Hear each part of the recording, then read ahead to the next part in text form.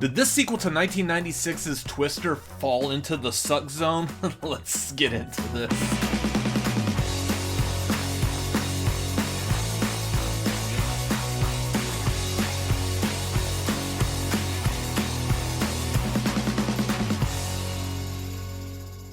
Welcome to the Cinefanatics. My name is Robert Adams, and today I've got a review spoiler-free for Twisters. This is the sequel to 1996 Twister, originally directed by Jan de Bont. This newer one directed by Isaac Lee Chung, which, if you're not familiar, he also directed Minari, which was nominated for numerous awards, like at the Academy, Golden Globes, just fantastic movie, and it's kind of amazing to see his work here. 1996 Twister is a very much beloved movie. It is one of two 90s movies directed by Jan de Bont that I very much loved growing up. This being a disaster film, the other one being 1994's Speed, which, I mean, crazy premise and everything, but is a fantastic and fun movie.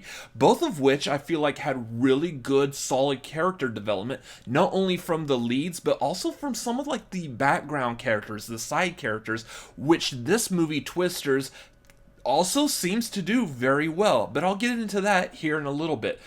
This movie was a lot of fun. Again, coming back from a disaster film like the original 1996 Twister, I love what they did with this one. Not playing so much into a lot of the memberberries, like remember this from this movie, here we're going to do it again in this one. While there are some that I feel were very subtle, it wasn't so much in your face. Easily the best example being what we saw in the trailer is that they're still carrying around the Dorothy machine gadget, the thing that releases all the little sensors. Although there's a little bit of differences in this movie with it, I do love the fact that this one in this movie is labeled as Dorothy 5, because in the original movie we had Dorothy 1 through 4. Even though there's no real link or no connection as to why this one's named Dorothy 5, because they don't hint or reflect at anything that had happened in the previous movie. Which is, that was mind-boggling. It's like one of those things that's just for the audience that's kind of cool to know about and move forward. Like, yep, they already did 1 through 4, now we're on to Dorothy 5, moving on. I love that they did that. It was just a nice subtle nod. And again, all those little things are very subtle.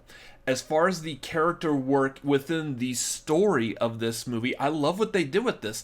They took a lot of the same kind of characters that we had in the original Twister, and they made like some slight changes, got a little twisty in there with how we're supposed to, us as the audience, how we're supposed to relate to these characters based off of some preconceived notions of how these characters in this world of storm chasers, tornado chasers, how we are used to these characters being in that kind of a world in this movie. And I love what they did with it. I think they did a really good job of like twisting our expectations and subverting them and putting them on their head, but without going, ha ha, you audience members are dumb. I think it played very well. I really loved what they did with this movie in regards to that. As far as the effects go, again, like, this is a movie about tornadoes. It has the same level of you should see this on a big screen that the original movie did. Now, granted, some of the effects in the original movie don't quite hold up as well nowadays, and that's to be expected. I think that's okay. I just recently rewatched the original a couple of days ago before watching this one, and I was like, some of it looks a little iffy, but it was still enjoyable. I loved that original movie still. So the special effects in this one look a lot more practical, while there are some digital things in there, obviously, because we can't control and summon the powers of the weather, the elements. We're not Storm from X-Men here, so they have to create these in such a way to make these tornadoes bend to the will of the director and the writers and everything. So I love what they did with this. Some of these shots, they're just gorgeous, like the shots that we get in the trailer of the two tornadoes at the same time, saying, "We've got twins." That was such a good-looking shot.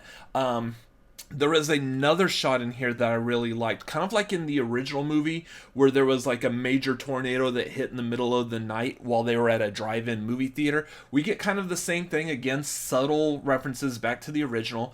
We get the same kind of thing here at a rodeo in the middle of the night. It is my first time saying that word, so please forgive me. But we get that same kind of thing at night at a rodeo. And even the shots of that where we get like the tornado is illuminated by lightning and like reflections of light from it being a brightly lit event that a lot of people are at. It was just so cool to see that, and I love what they did with them. As far as the acting goes, I think the acting was phenomenal in this. I really have not seen Daisy Edgar-Jones in too much, or if I have, nothing that I can remember off the top of my head, but I think she does a phenomenal job in this movie. So hats off to her. Glen Powell's just killing it. Everything Glen Powell touches so far is just amazing. Like Top Gun Maverick, obviously one of the best films to be released lately. And then you have his Anyone But You that he did with Sydney Sweeney, which was a lot of fun. Love that movie as well. This one, just his character, going back to talking about how this movie plays with your expectations of the character, obviously you watched the trailer, and I think we said it in our reaction, that he's definitely playing the role like Cary Elwes played in the original. The smarmy, the I'm just in it for the views, for people to respect me, instead of like I'm actually out here trying to do something with a purpose.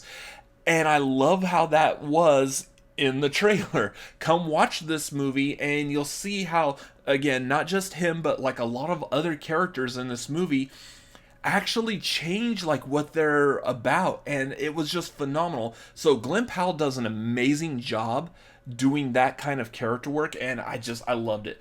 Anthony Ramos also has really good character arcs in this as well. Just really fun to see him continuing to get good work after an amazing performance in The Heights. And then you got Brandon Pereira, who once again is in a movie where something could be causing a disaster from the sky, and he's here to help film it. So, kudos on playing that role. Hopefully you don't get typecasted in that. Hopefully me saying this doesn't cause him to get typecasted. I mean, we're not that big of a YouTube channel to have that kind of influence on Hollywood yet, but who knows? I really like his character in this movie. It was just as good as his character in Nope. So I love seeing him get more and more parts like this, especially if you've seen him on social media, how eager, how excited he gets, the love for doing this work. You just see it all over the place on his face, on his social media pictures, just everything he does. He's just one of the happiest people to see currently working as an actor, and I absolutely adore it. A lot of other good characters in this. Maura Tierney, who I last remember her from Liar Liar back in the 90s as well. I think she does a phenomenal job in this. And then, of course, I am a big fan lately of Katie O'Brien, who has a very small role in this, but she has some fun parts to play in that role. If you're not familiar, she has gotten a lot of recognition for her movie Love Lies Bleeding, which was a really good movie. I highly recommend go check that out. She has a good role in here. The one that was a big standout for me in this, though, which I completely forgot he was even in this movie, is David Cornsweet, who we last saw in Pearl, and we will be seeing again in James Gunn's Superman. And his character in this movie is just it's kind of hard to describe him, because the first time we see him, I loved his character. Just before he even opened his mouth, just what they say about him, what they show about him, I love what he was doing with this character. But then as the movie proceeds, you're like, oh, okay, this is getting a little bit deeper into some emotions that this character goes through, and that we, the audience, are having to take with us when watching and listening to him. And you're like, okay, that was a choice.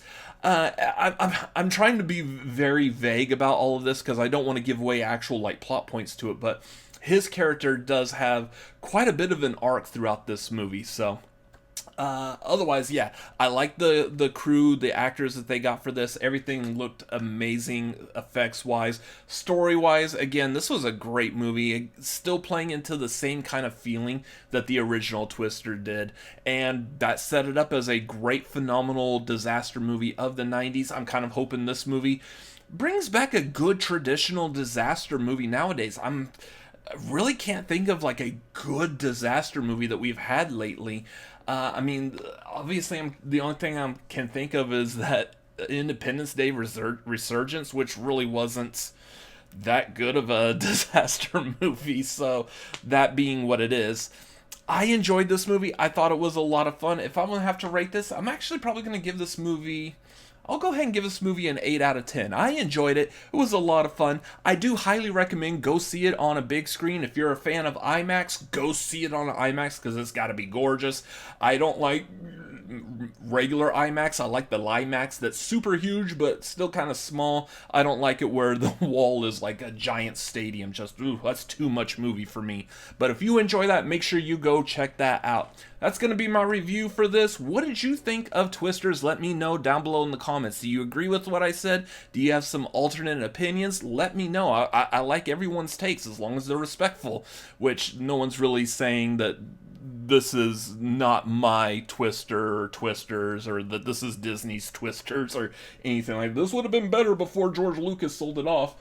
No one's doing that with this movie, thank God. So let me know your opinions down below. While you're down there, make sure you hit the like button and subscribe. Come follow us on social media. We are at The Cinefanatics on Twitter and Instagram and TikTok. You can follow me personally at RCA Reacts on Twitter, Instagram, TikTok, Letterboxd, and YouTube.com/@RCA Reacts. Anyways, thank you for watching this review. We will see you on the next one. Bye-bye.